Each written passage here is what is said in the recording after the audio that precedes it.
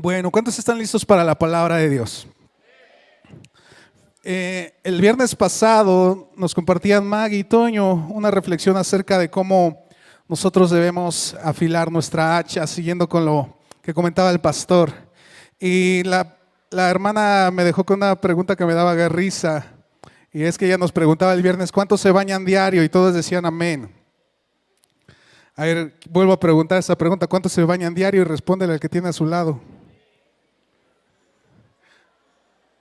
Ese día todos se quedaron, nadie dijo amén, no sé por qué. Es que era viernes y hacía frío, hermano, ¿cómo se le ocurre preguntar eso?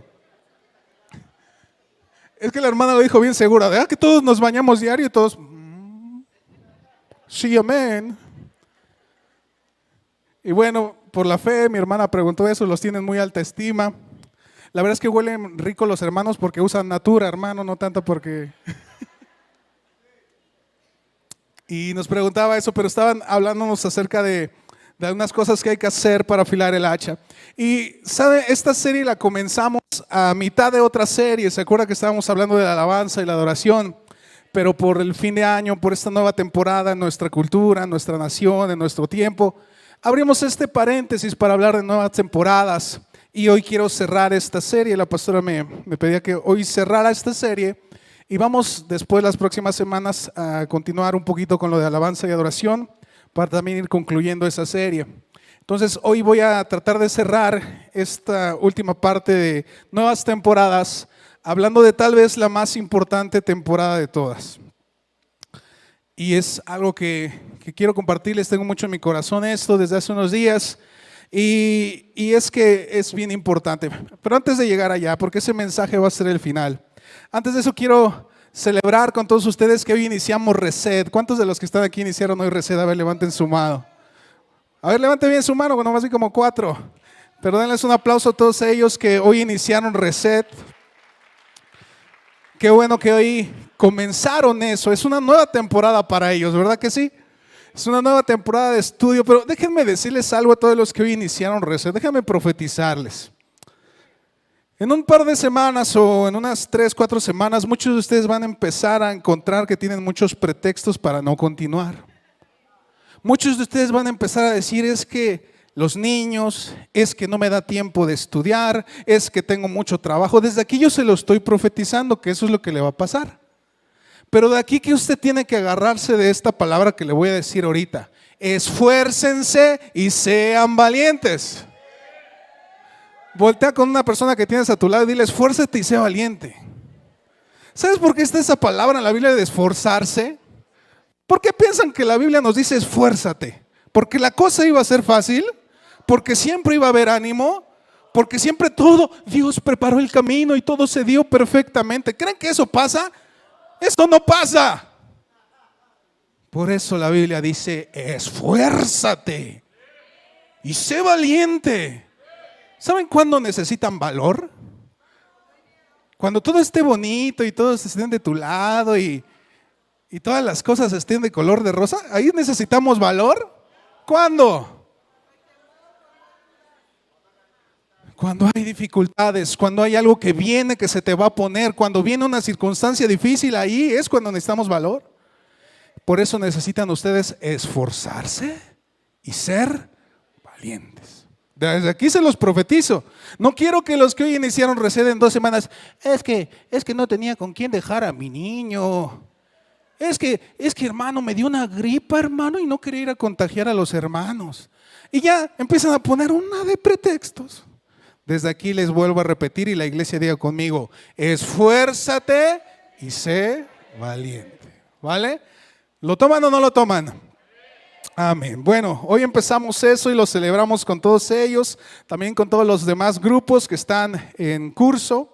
Y hoy quisiera hablarles rápidamente, porque ahora sí lo tengo que decir rápido porque son varios puntos. Hoy quiero hablarle de los 7 nuevos comienzos de la Biblia. Diga conmigo, 7 nuevos comienzos. Porque estamos hablando esto de nuevas temporadas, de comenzar de nuevo. Y hoy quiero hacer un resumen rápido. Y aunque lo voy a decir rápido, cada punto de estos que les voy a mencionar llevaría a estudiar varios libros al respecto, varios semestres de cada punto, pero no tengo tanto tiempo, tengo 45 minutos y quiero hablarle de 7 nuevos comienzos que marcaron la historia, que marcaron la vida de fe del mundo entero, que han marcado un nuevo comienzo de algo de proporciones mundiales. Sí, estoy inflando todo esto, pero es verdad. Ahorita usted lo va a ver. 7 nuevos comienzos. Vuelva a decir conmigo, 7 nuevos comienzos. Y es importante hablar de esto, hermanos. Quiero que usted lo pueda recibir porque esto que les voy a hablar también es un pequeño resumen de todo lo que van a ver en el Reset. Nosotros en Casa de Dios hemos tomado como algo importante estudiar. ¿Y sabe qué? No sé si se ha dado cuenta que los cristianos somos muy buenos en encontrarle la cosa mala a algo. No sé si se ha dado cuenta que hay cristianos así. ¿Sabe que hay gente que ha tomado muy a mal, escuche esto, muy a mal, muy mal, que en la iglesia se le dé importancia al estudio? No sé si a ustedes les ha tocado, pero hay personas que han tomado muy a mal que aquí en Casa de Dios le demos mucha importancia al estudio. ¿Qué han dicho? No, es que la letra mata, esos que están ahí nomás estudiando hoy se van a morir, es lo que dicen. Nada más la pura gracia. Nada más, la unción es lo único que yo necesito y electrocutarme y caerme y sentir ahí como… Eso es lo que algunos, bueno, no lo han dicho, estoy exagerando, pero pareciera que eso es lo que me están diciendo. Porque dicen que no, que la pura unción, que es lo único que importa, que el estudio, que no, que la letra mata. Bueno, esos que están así, déjenme recordarles que la palabra de Dios dice que el pueblo de Dios pereció por falta de unción. ¿Por qué pereció el pueblo de Dios? Por falta de, no por exceso, por falta. Entonces es importante estudiar, hermanos. Es importante renovarnos. Es importante, y quiero leer para ti un texto respecto a eso. Los voy a leer, hermanos, porque van a ser muchos. Si a ustedes les gustan apuntar o escuchar en la grabación después, Marcos 2:21 dice: nadie pone remiendo de paño nuevo en vestido viejo. De otra manera, el mismo remiendo nuevo tira lo viejo y se hace peor la rotura. Y nadie echa vino nuevo en odres viejos. De otra manera, el vino nuevo rompe los odres y el vino se derrama y los odres se pierden. Pero el vino nuevo en odres nuevos se ha de echar. Necesitamos en este lugar odres nuevos que reciban el vino nuevo, porque Dios quiere derramar un vino nuevo sobre odres ¿qué? Nuevos. Es importante la renovación.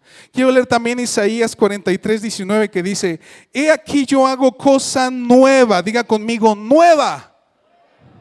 Pronto saldrá la luz, no la conoceréis. Otra vez abriré camino en el desierto y ríos en la soledad. Dios quiere hacer algo, ¿qué cosa? Nuevo. Y es importante que estemos abiertos a ellos. Dios quiere levantar una generación nueva, quiere darles vino nuevo, quiere renovarnos porque a Dios le gustan las cosas nuevas. Y Él ha hecho constantemente renovaciones. Y hoy yo quiero hablarle de 7 cosas que fueron una cosa nueva en su momento. La primera de ellas, el día en que el Señor creó los cielos y la tierra. El día en que Dios inició este proyecto llamado humanidad. Dios creó algo nuevo. Antes de eso no había nada. Y saben, hoy en el instituto también estamos hablando de cómo fue ese momento. Ahí con Elías estaban hablando de pasar un tiempo de meditando cómo fue Dios, la eternidad de Dios. Y sabes, nos empezamos a adentrar en cosas bien profundas. Sabes, todos nosotros debiéramos empezar como empezaron los niños. ¿Cómo empiezan los niños sabiendo de la creación? Pues les leemos la Biblia, le leemos las historias y le ponemos a dibujar a Adán, a Eva, a toda la historia del arca de Noé. ¿Cuántos han visto esos dibujos de los niños? Todos empezamos por ahí. Pero sabes, ahorita, gracias a Dios, están ahí conociendo otras cosas, conociendo las 5 vías de Santo Tomás de Aquino. ¿Cuántos están en la clase de Elías que están bien confundidos con eso? Varios. Y estamos viendo acerca de la causa primera, del motor inmóvil, de cómo se comprueba la existencia de Dios. Y no quiero hacerlos bolas con esos rollos, simplemente los dejo con este pensamiento. Dios es infinito, Él abarca todo. Y como Dios es infinito, por definición es más grande que el universo. Quiere decir que Dios no habita en el universo, sino que el universo habita en Dios. Y eso está para volarle la cabeza a muchas personas. Porque estamos viendo que tenemos un Dios que lo abarca todo, Él abarca todos los tiempos, el pasado, el presente, el futuro. Él estaba, Él está, Él estará, pero aún no, Él no se mueve por esos tiempos. Él está ahorita en todo lugar. Quiere decir que Él está en el pasado, no Él estaba. Y Él está en el futuro, no estará, Él está. Porque Él lo abarca y lo llena todo. Y un día ese Dios que lo abarcaba todo decidió hacer una creación. Y decidió comenzar una relación con su creación, con los hombres, con esos primeros hombres que el Señor formó. Y de cómo los formó, hay mucho que podemos aprender. Está lo que está en las escrituras, lo que está en la historia, en la crítica literaria, en la crítica textual, en las ciencias, todo eso lo tenemos que abarcar. Y cuanto más yo conozco y escucho y leo y veo todo eso, digo cuán grande eres y cuán misterioso eres, Dios. No me queda otra cosa más que asombrarme ante tu grandeza. Un día el Señor decidió crear a la humanidad y tener una relación con ellos. Y el salmista bien escribió un día: ¿qué soy yo para que tengas memoria de mí? ¿Qué es el hombre para que lo visites? Somos tan pequeños, pero Dios decidió vivir dentro de ti. El primer comienzo, digan conmigo, el primer comienzo fue el día en que el Señor creó los cielos y la tierra. Y sabes, ahí estaban unas imágenes, no sé si me las puedas poner por ahí, las que te mandé, les mandé a ver si están. Y es que quiero explicar, no sé cuántos han visto esta obra de arte alguna vez. Sabes, yo como muchos de ustedes que a lo mejor no la han visto, cuando la vi dije, hombres encuerados como les gustaba dibujar antes. Porque si se han dado cuenta, las pinturas de antes pues tienen muchos hombres y mujeres encueradas. No la entendía hasta que uno se la explican. Hasta que uno le explican que esta obra de arte se llama La creación de Adán. Y uno entiende lo que trataron de plasmar ahí los artistas. Este es Adán y este es Dios. Y lo interesante de esta pintura es la posición en que los dos están. Fíjense las manos. ¿Ustedes pueden ver las manos? Y ustedes pueden interpretar la actitud del cuerpo. Tratan de interpretar un poquito cuál es la actitud. ¿Qué es lo que Dios quiere hacer? Tocar al hombre. Y saben, me encanta esta imagen porque describe a la perfección cómo éramos tú y yo y cómo es la humanidad entera. ¿Cómo está el hombre en su relación con Dios? Lejano, indiferente. Si el Señor quiere, que venga, que lo haga. Y así está, y esta pintura representa eso. Dios queriéndose acercar al hombre, a la persona, a ti, a mí, a la persona que tienes al lado. Y desgraciadamente estamos muchas veces así, descansados, indiferentes. Pues quién sabe, no sé si echarle ganas, no sé si seguir en el instituto, no sé si seguir en el discipulado, en la escuela. Queremos estar así como Adán, indiferentes, pero la actitud de Dios siempre es alcanzar al hombre, lo que se había perdido. Y Jesús una vez dijo: yo vine a salvar lo que se había perdido, al hombre. Y esta imagen, ahora les di una pequeña clase de arte y de historia, representa eso. El corazón de Dios tratando de alcanzar al hombre desde que lo crea y el hombre siendo indiferente ante su creador. Esa es la primera creación, el primer inicio. Vamos al segundo inicio del cual les quiero hablar hoy. El último va a ser el más importante tal vez para tu vida, pero vamos con el segundo inicio. El segundo inicio, digan conmigo, el día en que Dios, díganlo, el día en que Dios formó una nación. ¿Sabes? Esto aconteció en el tiempo de Éxodo. Ya hemos hablado de esto en cada Pascua, lo recordamos y sé que le estoy hablando a personas que ya lo han escuchado, pero los que no, déjenme recordarles. ¿Saben lo que celebra la Pascua? El día en que Dios formó a su nación, que los sacó de Egipto y que les dio mandamientos y les dijo: si ustedes obedecen mis mandamientos, entonces ustedes serán mi especial tesoro por sobre todas las naciones de la tierra. Ese día, quiero leer lo que dice Éxodo 12, 2 al 3.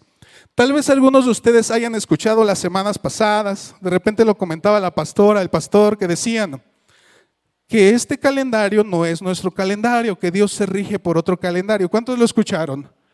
Y si alguien no se había dado cuenta por qué o nos faltó explicar por qué decimos eso, déjeme leer esto con usted. Léalo, apúntelo y sepa por qué sabemos que nuestro calendario no es el inicio de Dios o no es la manera en que Él quería iniciar los años. Ojo aquí, Éxodo 12 del 2 al 3 dice: este mes os será el principio de los meses. Para vosotros será este el primero en los meses, ¿de dónde? Del año. Hablad a toda la congregación de Israel diciendo: el 10 de este mes tómese cada uno un cordero, según las familias de los padres, un cordero por familia. La narración que va a contar a continuación es la Pascua, el día en que se celebró la Pascua. A los 10 de este mes tomarán un cordero, lo sacrificarán el día 14, etcétera, etcétera. Vuelvo al punto. Para Dios era importante que ellos entendieran que el primer mes para ellos de los años era el día en que salieron de Egipto. ¿Y saben cuándo son esos meses que se empezaron a contar desde ahí? ¿Sabe cuál es ese mes? El mes de Aviv, no abril, Aviv en el calendario judío, que para nosotros empieza entre marzo y abril. Digan conmigo, marzo y abril. La Biblia enseña que el principio de los meses del año es entre marzo y abril, los días de Pascua. Y sabe que es importante nosotros como congregación que usted sepa esto. ¿Por qué? Porque acabamos de pasar el año nuevo y yo siempre a veces me gusta preguntar: ¿pero qué celebramos el 1 de enero? El cambio de año. ¿Pero cambio de año a partir de qué? ¿Qué pasó? ¿Qué pasó un 1 de cuándo? ¿O por qué empezamos a contar el tiempo desde un 1 de enero? ¿Y sabe que nadie tiene una respuesta para eso? Es muy ilógico nuestro calendario. Nuestro calendario, como saben ustedes, empieza en la temporada de invierno. A mitad de la temporada de invierno no tiene lógica, no tiene sentido, no pasó nada en 1 de enero de ningún año.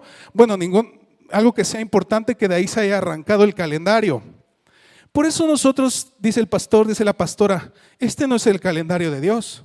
El 1 de enero nunca pasó nada relevante, ni en la Biblia, ni en la historia, ni nada. Por eso no nos hace tantísima ilusión. Claro que comemos igual con la familia, si nos invitan, lo que sea. Pero no es algo trascendental. ¿Por qué esto que le estoy diciendo entre marzo y abril sí es trascendental? Por esto, escuche. Es el día en que nació el pueblo de Dios como una nación. Es el día que Dios le dio un mensaje al mundo entero de que Él podía traer libertad a los que claman a Él. Es el día en que el Señor culminó de hacer su obra para salvarlos de Egipto. La palabra iglesia significa los llamados fuera. El Éxodo nos narra la primera iglesia. El día en que Dios sacó fuera a Israel de Egipto. En otras palabras, déjeme ver si me logro explicar. Este mes, entre marzo y abril, el día en que el Señor saca al pueblo, nace la iglesia de Dios. Nace la iglesia de Dios. Los que Él sacó fuera. No sé si alcanza a dimensionar cuál es la diferencia, por lo tanto, del 1 de enero al mes bíblico. ¿Me alcanzo a explicar? ¿Por qué nosotros no le damos tanta importancia al 1 de enero? Porque no pasó nada. ¿Qué celebras el 1 de año? Cambio de año, pero ¿a partir de qué? De nada. No pasó nada. ¿Y sabe por qué es importante para nosotros mencionar en casa de Dios que el primer mes en la Biblia es este? Porque celebra el nacimiento de la iglesia de Dios. Eso es algo para mí, algo muy importante. El día en que el Señor decidió tomar un pueblo para sí y darle sus leyes, y de ahí venimos usted y yo, de este principio. Diga conmigo, segundo inicio importante.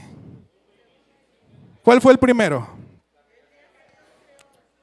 El día que Dios creó los cielos y la tierra. El segundo, el Éxodo, cuando Dios crea su nación, la primera iglesia.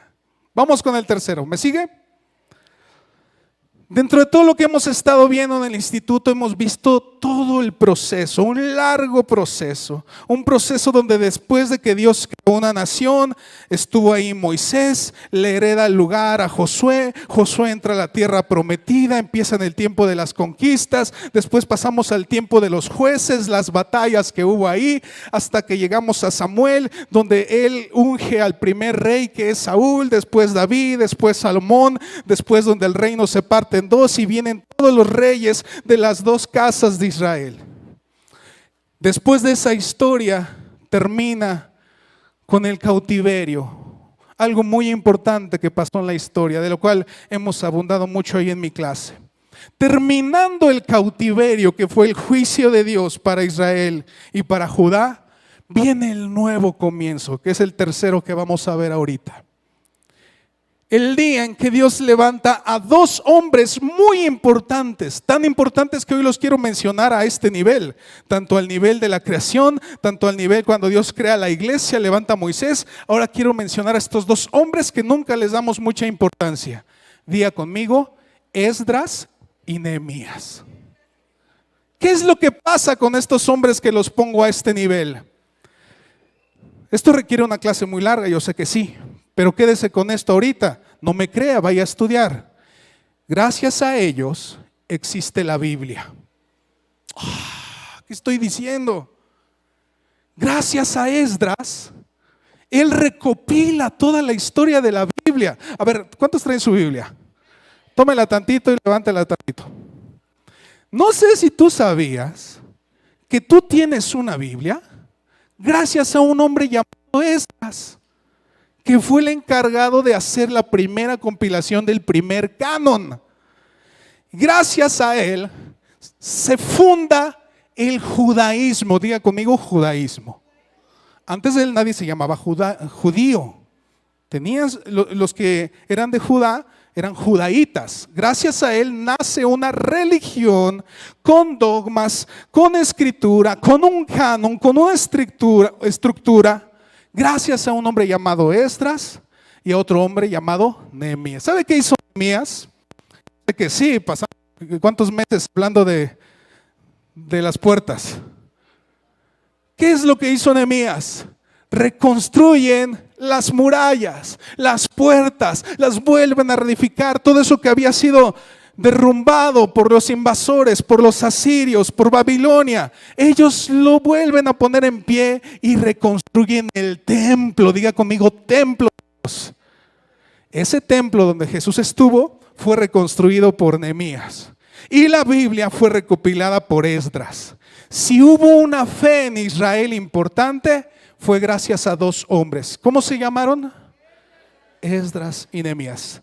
Este tercer inicio muy importante en la historia, cuando nace el judaísmo, cuando se recolecta, se recopila la Biblia y cuando se reconstruye el templo.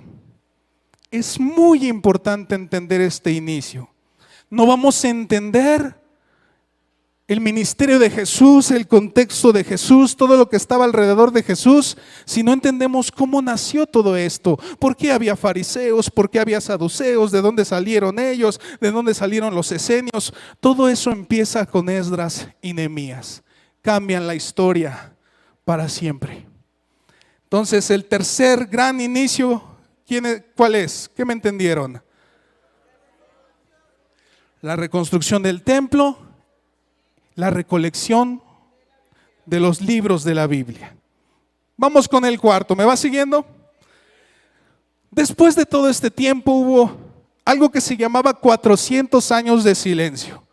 Que yo les he dicho hoy en clase que hubo de todo menos silencio en esos 400 años. Al terminar esos 400 años llega el cumplimiento de una promesa y de una esperanza. Nace nuestro Señor Jesús. El día en que Él nace, cuento brevemente la historia que usted la conoce. María recibe esta promesa. María recibe la visitación de un ángel que le dice que concebirá, y esto se cumple. Ellos tienen que estar en otros lugares, pero regresan a su tierra para un censo, y cuando ellos regresan no encuentran lugar donde posar, más que dice la Biblia que les dieron un pequeño lugar y Jesús nació en un pesebre. Y sabe, la crítica histórica concuerda en la mayoría que Jesús nació en la época de los tabernáculos, una fiesta que aquí en casa también nosotros recordamos y rememoramos, porque está más que sabido por historiadores que Jesús no nació en diciembre y no nació en el 25. Creo que eso es claro y no hay debate al respecto. Todo mundo admite que no nació en diciembre y 25, nadie lo cree. Pero está la pregunta de cuándo, y nosotros en Casa de Dios creemos que tiene perfecto sentido que Él haya nacido en la fiesta de tabernáculos. ¿Por qué? Porque en la fiesta de tabernáculos rememoraba la existencia de un tabernáculo de Dios que estuvo en el desierto en el tiempo de Moisés. En este tabernáculo la presencia de Dios descendía, se llenaba de una nube, se llenaba también en las noches de una de fuego que los guiaba.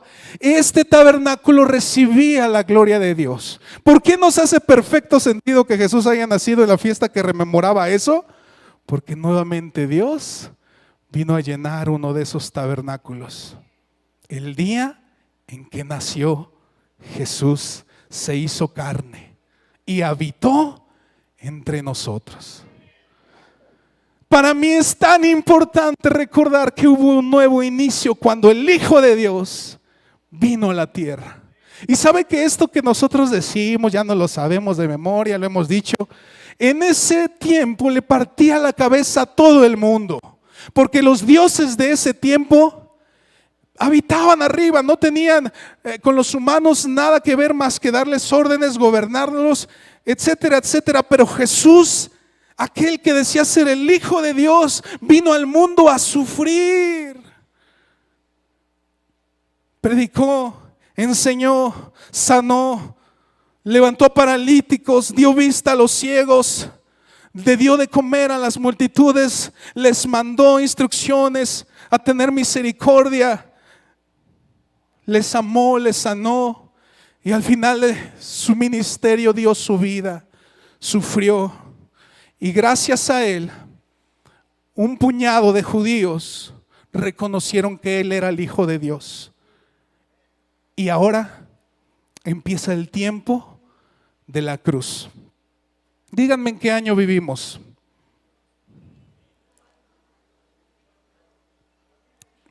Cuando decimos los años, ¿cómo se termina la frase de los años? 2024, después de Cristo.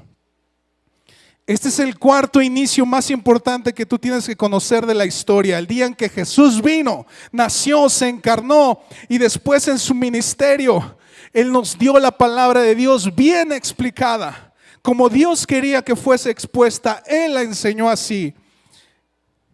Hoy vivimos después de que Jesús partió la historia en antes y después de Cristo. Este es el cuarto, diga conmigo, cuarto gran inicio. Y quiero leer lo que dice Mateo 4:17, dice: desde entonces comenzó Jesús a predicar y a decir: arrepentíos, porque el reino de los cielos se ha acercado. Y sabe, ahora quiero hablarle del quinto gran inicio, que pasó un poquito después. Vamos a hablar del quinto, que es el día de la llegada del Espíritu Santo. Diga conmigo, Pentecostés.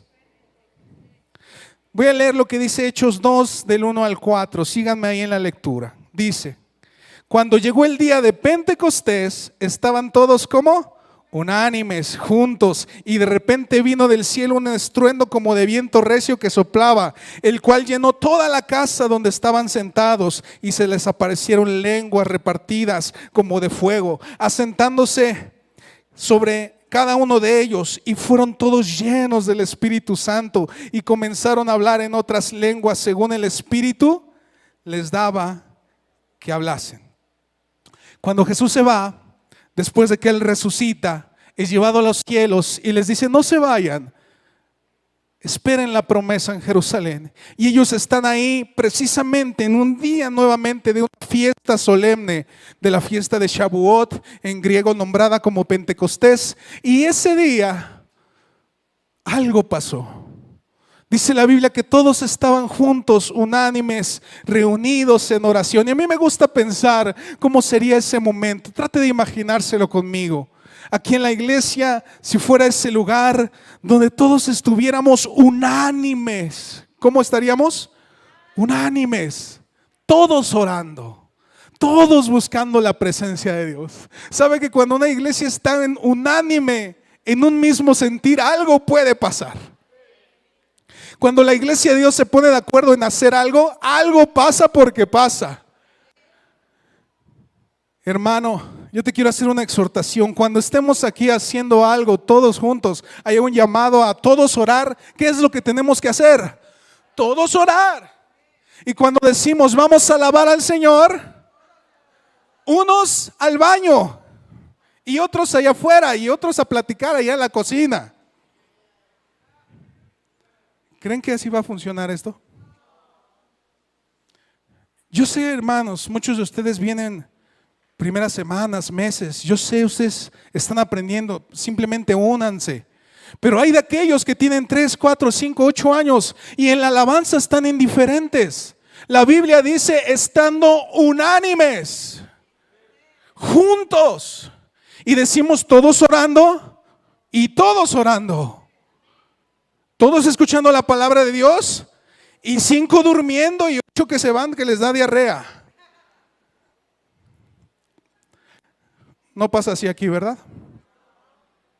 A ver, voltea a ver al que tienes al lado con sospecha. Uno ya está roncando. El día en que todos estuvieron unánimes en oración, descendió el Espíritu Santo y los empezó a llenar. Dice que ellos veían literalmente como un fuego que se posaba sobre ellos. ¿Te imaginas tú poder ver eso aquí alrededor?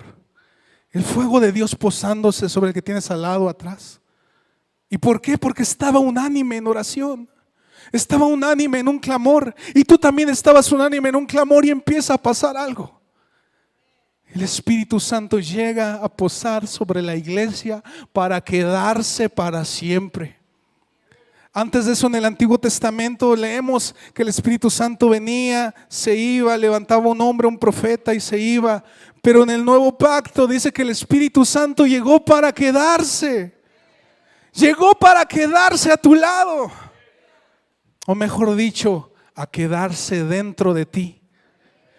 Este inicio es la llegada del Espíritu Santo a la iglesia, donde la iglesia recibe el poder de Dios para llevar el evangelio, para llevar las palabras del Señor Jesús y también para hacer milagros, hacer proezas, traer sanidad, traer salvación a la tierra. No podían si no estaba el Espíritu Santo en ellos. El Espíritu Santo está aquí. La pregunta es: ¿qué tanto lo anhelas? ¿Qué tanto lo dejas fluir en ti? ¿Lo has contristado? Porque como iglesia a veces sabes que podemos contristar el Espíritu Santo. Los que han ido a su retiro saben que hay momentos donde hay algo que te pasa que no sabes qué es. El Espíritu Santo tocándote, queriendo renovar, empezando a traer sanidad. Y debes dejar que Él siga su obra. Pero si tú no ofreces tu vida a Él, Él no va a terminar de hacerlo. Ofrece tu vida, rinde tu vida. El Espíritu Santo quiere hacer una obra en ti.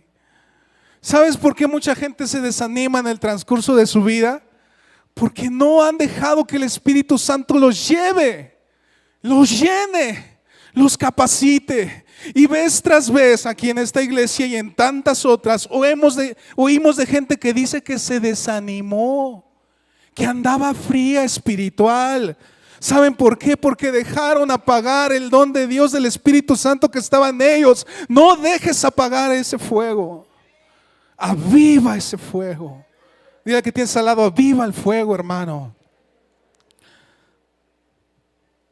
Este punto, el quinto, la llegada del Espíritu Santo, es el quinto gran inicio de la historia. Vamos con el sexto. El sexto gran inicio, cuando ocurrió la Reforma y comenzó el protestantismo. Lo pongo a nivel de los grandes inicios. Y déjame te lo explico por unos momentos. ¿Sabes que en Casa de Dios nos dimos cuenta que muchos están familiarizados con todos los que les acabo de mencionar? Hemos escuchado del día de Pentecostés, de Jesús, cuando Dios crea los cielos y la tierra, etcétera, etcétera, etcétera. Pero este punto acerca del inicio de la Reforma es muy desconocido. Y quiero hacer un examen. Pregúntale a la persona que tienes al lado si ha estudiado la Reforma protestante. Y si te dice que sí, levanta tu mano para ir a hacerle un examen. 2. Levántenme su mano. 4, 5. Entonces creo no haberme equivocado al decir que es uno de los temas más desconocidos. Y es tan importante. Les voy a contar la historia brevemente. Nos quedamos en Pentecostés. Nace la iglesia, nacen los discípulos. Bueno, los discípulos son llenos del Espíritu Santo. Ellos empiezan su ministerio llevando el evangelio y crean o alcanzan a otros discípulos. Los 12 apóstoles tuvieron otros discípulos. A esos otros discípulos se les conoce como padres de la iglesia. Y empieza un lapso como de 200 años donde hay una materia de estudio que se llama patrística. ¿Cómo se llama? Patrística, que estudia a los padres de la iglesia, los primeros discípulos de los discípulos. Esos discípulos de discípulos empezaron a tener algunas dudas y algunas situaciones de cómo conducir la iglesia, de cómo manejar la influencia, etcétera, etcétera. Esto es larguísimo, pero lo resumo rápido. Hubo una de esas sedes, una de tantas sedes de la iglesia cristiana, que se le ocurrió que ella debía ser la que gobernara sobre las demás. Esa sede era la sede de la iglesia cristiana en Roma. Esa iglesia que pensó que ellos debían ser los que gobernaran, empezaron a fomentar la idea de que ellos debían gobernar. Porque como ellos vivían en Roma, póngale atención a esto, sé que es denso. Roma era un imperio. Estamos hablando de que en el tiempo de Jesús el imperio más grande de todo el mundo era Roma. Y la iglesia romana quería funcionar como un imperio. Y empezaron a tener su influencia de una manera como un imperio. De ahí que ellos poco a poco fueron creciendo mucho en su poder, en su influencia. Y los primeros padres de lo que decimos que se llama patrística, los primeros padres no habían enseñado las cosas que ahora estaban haciendo ellos. No se conducían de la manera aunque ya se conducían ellos. Los primeros padres de la iglesia, lo que es la patrística, eran hombres aptos, eran hombres que la gente daba testimonio de ellos, que eran probados, que eran sabios. Pero se fue todo descomponiendo. como funcionaba como un imperio, para llegar a los puestos, se hacían las cosas que se hacían en un imperio. ¿Sabe cómo se llegaban a los grandes puestos en los imperios? Por el soborno, por la influencia, por el tráfico de influencias, por los votos de las personas, a ver a cuántos lograbas convencer. Y la iglesia de Cristo se empezó a pervertir. Se pervirtió la primera iglesia de Cristo. Fíjese lo que estoy diciendo, la iglesia de Cristo, no le estoy diciendo que es una iglesia del diablo. La iglesia de Cristo, ¿qué le pasó? Se pervirtió. En otras palabras, la iglesia católica era la iglesia de Cristo, 100%. La iglesia católica significa universal. Todos los padres, la patrística reconoce la palabra universal como decir, todos los cristianos en todo lugar que reconocemos a Cristo, somos la iglesia de Cristo, una iglesia universal católica. El punto aquí es que ellos se apartaron de la verdad de Dios. Dejaron de estudiar la Biblia, dejaron de estudiarla, dejaron de leerla, la hicieron a un lado y empezaron a estudiar filosofía, no porque esté mal, sino porque se concentraron solo en ella. Y empezaron a buscar solo el poder, la influencia. Empezaron a querer gobernar otros territorios, a expandir su territorio, su reino. Y se pervirtieron por 1500 años. Pero gracias a Dios, un día, uno de ellos, católico, llamado Martín Lutero, por curiosas cosas del destino, a él le parecía importante leer la Biblia. Fíjese lo que estoy diciendo. Y era una de las pocas personas capacitadas para hacerlo, porque la Biblia solamente se leía en latín. Gracias a Dios le proveyó a él poder leer latín. Y cuando empezó a leer los evangelios, hermano, empezó a leer y empezó a comparar la iglesia actual de su tiempo para los años 1500 con lo que estaba aquí. ¿Y sabe qué encontró? Que no se parecía a nada.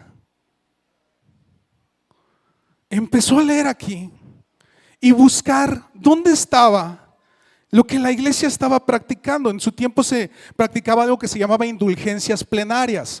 Tú pagabas para reducir tu tiempo en el purgatorio. Tú pagabas para que uno de tus familiares, tu tía, tu abuelita saliera del purgatorio.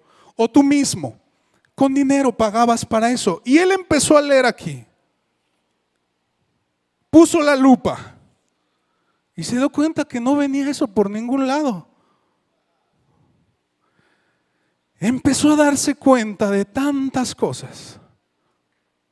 Y él, un día, 31 de noviembre, clava en las puertas de su iglesia donde él oficiaba una invitación a un debate en forma de 95 tesis, que eran 95 pequeñas frases. Ese día se conoce según la tradición como el día en que empieza la reforma. Porque él empezó a cuestionar todo lo que había hecho la iglesia romana, el papa, los cardenales.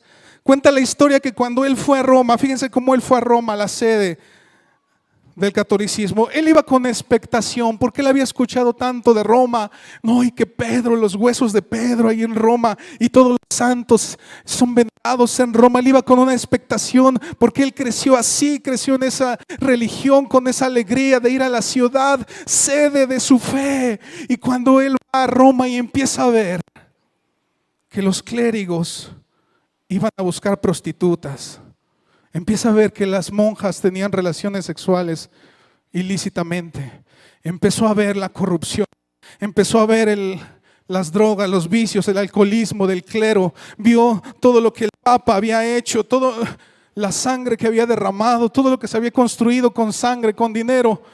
¿Sabes? Martín Lutero se fue con su corazón roto. Él iba anhelando ver la historia, la ciudad santa. Y regresó diciendo, si hay una puerta al infierno en este mundo, es Roma. Se vino con su corazón quebrado, pero empezó a leer la Biblia. Empezó a leer que la salvación no la podías ganar con dinero, que la salvación no dependía de lo que podías echar en una arca de dinero.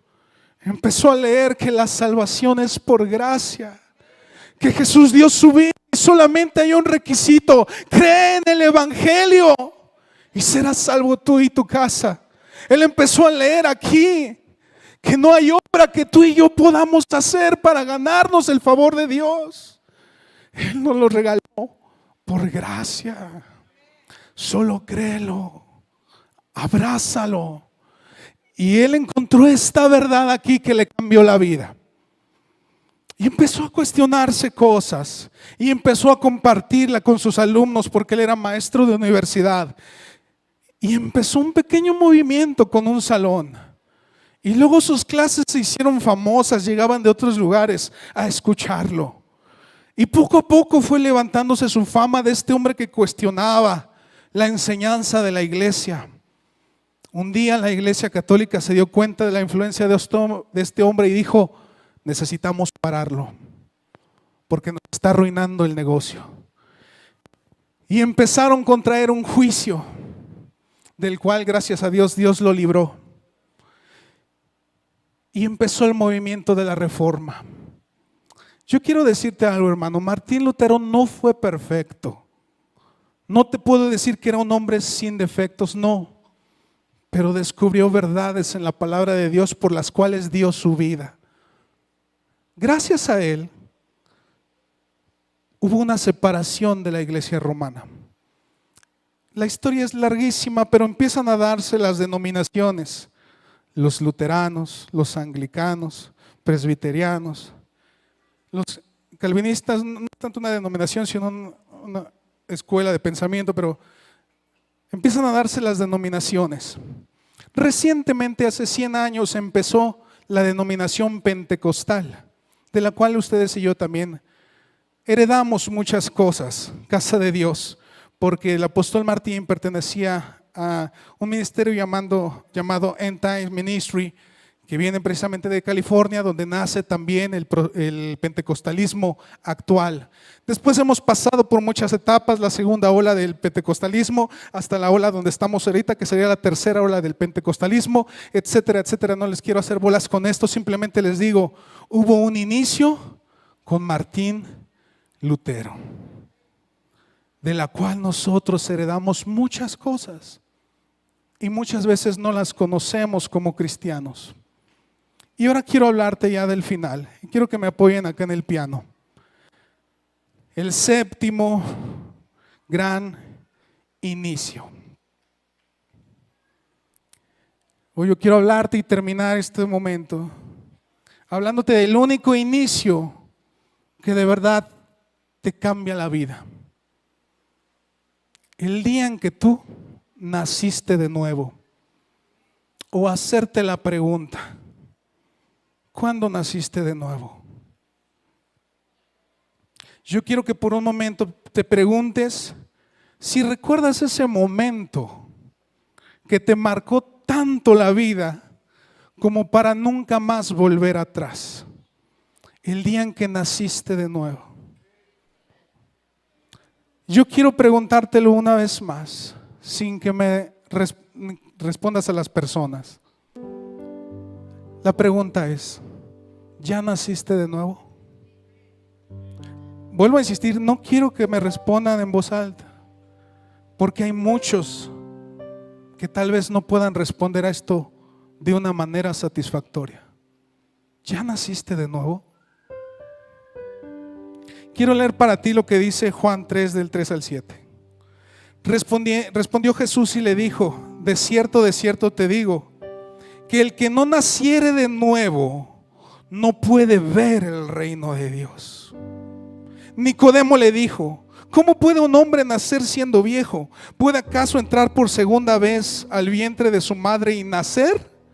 Respondió Jesús: de cierto te digo, que el que no naciere del agua y del Espíritu no puede entrar en el reino de Dios. Escucha esto: lo que es nacido de la carne, carne es, y lo que es nacido del Espíritu espíritu es. No te maravilles de que te dije, os es necesario nacer de nuevo. Segunda de Corintios 5:17 dice: de modo que si alguno está en Cristo, nueva criatura es. Las cosas viejas pasaron y he aquí todas son hechas nuevas. El texto anterior donde dice lo que es nacido de la carne, carne es, y lo que es del espíritu, espíritu es. Y este que dice nueva criatura es, todas las cosas viejas pasaron, nos hablan de algo. Yo no sé qué podrías responder tú en voz alta cuando te pregunto si naciste de nuevo. Pues muchos me pueden decir amén, pero yo te voy a decir algo. La palabra de Dios dice: el que nació de verdad del Espíritu busca las cosas del Espíritu. El que de verdad nació de nuevo busca el reino de Dios. ¿Sabes por qué yo estoy muy preocupado, hermano? Porque yo veo que la iglesia cristiana en general, no estoy hablando de aquí, está llena de personas que dicen que le están echando ganas, que dicen que hay cuando se puede, que dicen que pues hay poco a poco. Hay poco a poco. Tú sabes, ¿no? ¿Quién no es carne? Y sabes que estas cosas, hermano, cada día me preocupan más. Porque la Biblia en muchos pasajes me es clara. Si tú naciste de nuevo y el Espíritu Santo está en ti, tú vas a buscar las cosas de Dios siempre. ¿Sabes, mentores? ¿Cuántos hemos batallado con personas que de repente ya no le echan ganas? Todos. Yo te voy a decir algo que estoy sospechando: que no han nacido de nuevo. Yo no sé si aquí hay personas que han venido muy a la fuerza, o que están diciendo: yo voy pues para ver si algo pasa, no, pues ya hay que echarle ganas. Yo quiero preguntarte: ¿has nacido de nuevo? ¿Has nacido de nuevo? Primera de Pedro 2:2 dice: desead como niños recién nacidos la leche espiritual no adulterada, para que crezcáis para salvación. Dice aquí: desead como niños la leche espiritual. Quiero que te pongas a pensar, ¿qué es lo que hace un niño para pedir la leche de su mamá? ¿Cómo la busca? ¿Cuál es su actitud? La necesita, está desesperado. Pero sabes, hermano, yo te pregunto, ¿estás desesperado por recibir palabra de Dios día con día? ¿Estás desesperado? No me mientan, porque no leen la Biblia muchos. No quiero que me digan amén. Sentí de parte de Dios decirte esto: si tú no estás anhelando esto desesperadamente, tal vez no has nacido de nuevo. En vano estamos trabajando muchos mentores, porque estamos tratando de darle ánimos a alguien que está muerto. No necesita ánimos, necesita vida, porque está muerto. Necesitas y anhelas desesperadamente estar con Dios. ¿Así lo anhelas? Porque si no hay ese anhelo en ti, no sé, hermano, ¿has nacido de nuevo? No quiero dejar a toda la iglesia con culpa. Yo veo aquí mucha gente, hermanos, que viene con hambre, que hace sus tareas, que está en la oración, y tal vez no son expertos orando, pero hay un corazón sincero, como niños buscando a papá, como niños desesperados diciéndome: oiga, hermano, estuve leyendo, no le entendí, ¿quién me puede explicar? Pero yo veo ahí niños que nacieron de nuevo. Pero hay unos muertos. Están en vano las predicaciones. ¿Cuál hacha van a afilar si están muertos? ¿Tienes vida nueva? Todo aquel que es nacido de Dios no practica el pecado, porque la simiente de Dios permanece en él y no puede pecar, porque es nacido de Dios. El que es nacido de Dios no practica el pecado. Saben que en la iglesia veo muchas personas todavía diciendo que batallan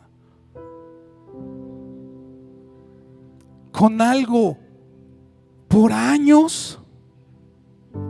Yo ya no quiero engañar a mi esposa, pero otra vez caí. Eso no es caer, hermano. Tú no has nacido de nuevo. Yo ya no quiero decir groserías. Llevo 10, 15 años peleando con las groserías. Hermano, yo te pregunto, ¿cuánto tarda un niño para aprender a caminar solo? ¿2 años? ¿3 años? Vamos a extendernos. 4 años. ¿Cuánto llevas aquí y sigues cayendo en los mismos pecados? La pregunta sería, ¿has nacido de nuevo? En la iglesia a veces estamos demasiado preocupados por darle ánimos a los cadáveres. Y yo quiero decirte, tal vez tú no necesitas que te demos ánimos o que oremos por ti. Tú necesitas nacer de nuevo. Y que te importe un carajo quién seas. Hoy te quiero invitar a que pases aquí adelante. Estas palabras de nacer de nuevo se las dijo, ¿sabes Jesús a quién? Escucha a quién se las dijo. No se las dijo a un borracho. No se las dijo a un blasfemo, a un idólatra. Cuando Jesús, la única vez que menciona nacer de nuevo, ¿sabes a quién se lo dijo? A Nicodemo, un maestro de la ley. Vuelvo a repetirlo, no sé si lo cachaste. La única narración en la Biblia donde Jesús habla acerca de nacer de nuevo, se lo dice a un hombre que conocía la palabra de Dios. Y a él le dijo, tú necesitas nacer de nuevo. Por eso te digo hoy, no importa cuánto tiempo tengas aquí en la iglesia, hoy yo te invito que si quieres decirle al Señor, quiero nacer de nuevo, te pongas de pie y pases aquí como un valiente.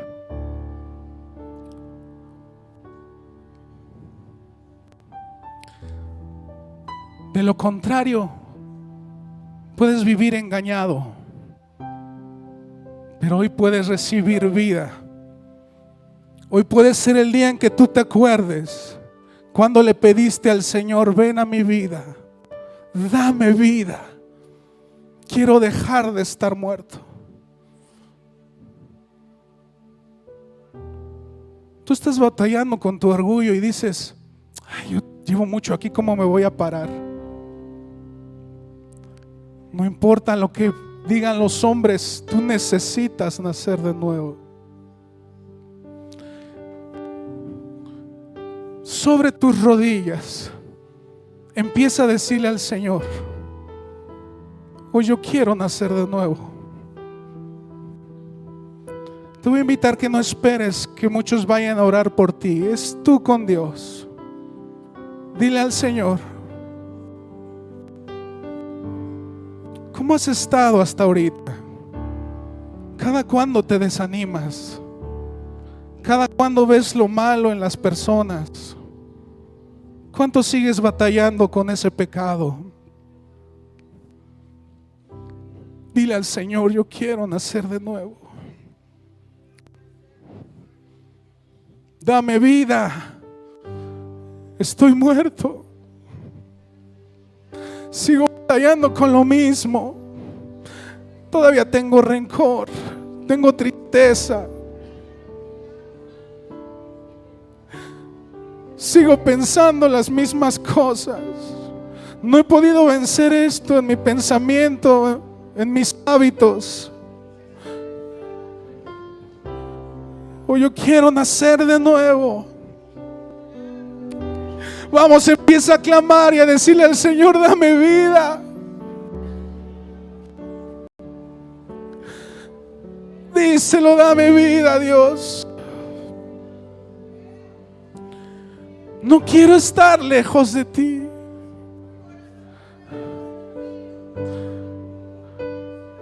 Si empiezas a sentir ganas de llorar, hazlo.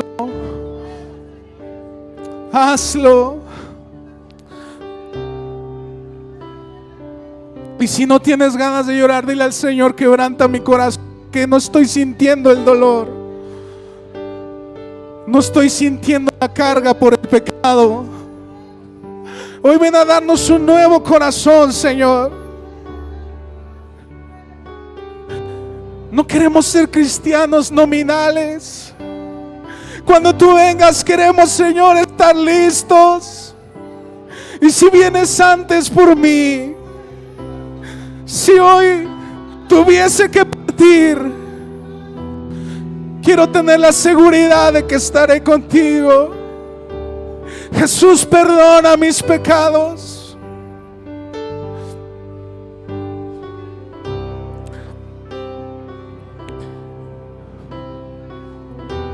Perdona mis pecados. Límpiame, Señor. Hoy quiero nacer de nuevo. Hoy quiero nacer de nuevo, Dios.